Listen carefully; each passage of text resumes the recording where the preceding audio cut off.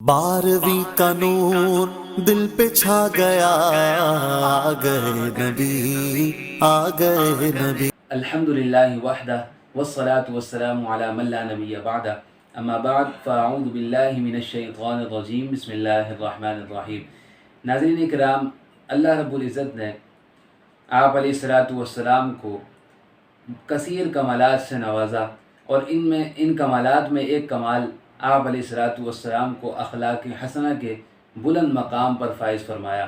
چنانچہ رب تبارک و تعالی سورہ قلم میں آیت نمبر 4 ارشاد فرماتا ہے وَإِنَّكَ لَعَلَىٰ خُلُقٍ عَظِيمٍ، یعنی بے شک ہم نے آپ کو اخلاق کے بلند مقام پر فائز فرمایا ہے۔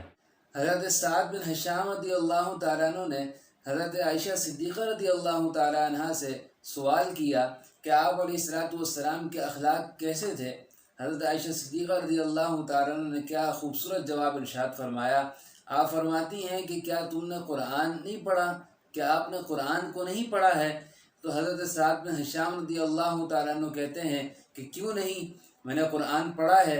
حضرت عائشہ صدیقہ رضی اللہ تعالیٰ عنہ اس کے جواب میں ارشاد فرماتی ہیں کہ آپ علیہ السلام کے اخلاق پورا کا پورا جو ہے وہ قرآن ہے۔ علامہ عبد المصطفیٰ اعظمی رحمۃ اللہ تعالیٰ علیہ لکھتے ہیں کہ حضور جان دو عالم صلی اللہ علیہ وسلم محاسن اخلاق کے تمام گوشوں کے جامع تھے، یعنی علم و عفو، رحم و کرم، جود و سخا، صبر و قناعت، ملنساری، مساوات، غم خواری، تمام کے بلند مقام پر فائز تھے۔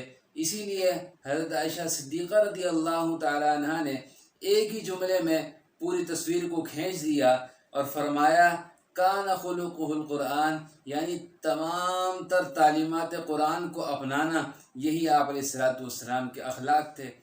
ایک واقعہ آپ کے سامنے جو ہے وہ پیش کرنے لگا ہوں کہ جس سے آپ علیہ السلام کے اخلاق کے بارے میں پتہ لگتا ہے۔ ایک بوڑھی خاتون کا واقعہ سیرت میں ملتا ہے کہ وہ مکے سے مدینہ جانا چاہ رہی تھی، اور اس نے یہ سن رکھا تھا کہ ایک شخص جو ہے وہ جادوگر ہے، اور وہ اپنے جادو سے لوگوں کے دینوں کو چھین لیتا ہے، دین اسلام کی دعوت دیتا ہے، ایک خدا کی دعوت دیتا ہے۔ چنانچہ اس عورت نے اپنا ساز و سامان اکٹھا کیا اور لے کر کے مدینے کو روانہ ہونے لگی۔ طبیعت اور بڑھاپے کی وجہ سے سامان کو اٹھانا اس کے لیے مشکل ہو رہا تھا۔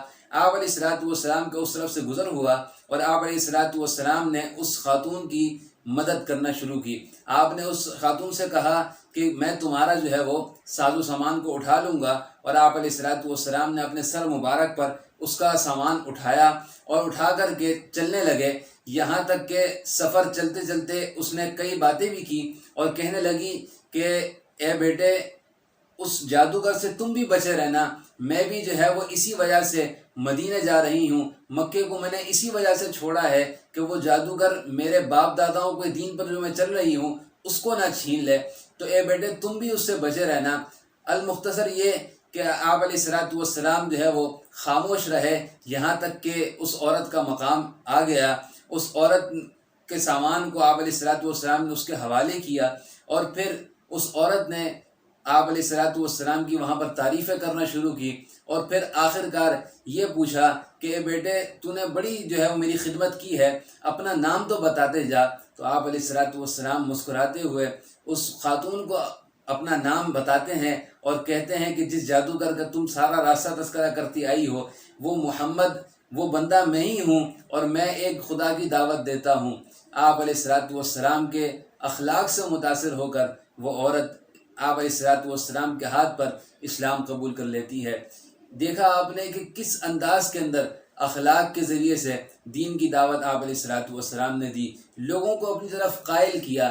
اللہ کریم سے دعا ہے رب تبارک و تعالی ہمیں بھی اخلاق حسنہ کو اپنانے کی توفیق عطا فرمائے، اور اسی طرح دین کی خدمت کرنے کی توفیق عطا فرمائے۔ وآخر دعوانا ان الحمد للہ رب العالمین۔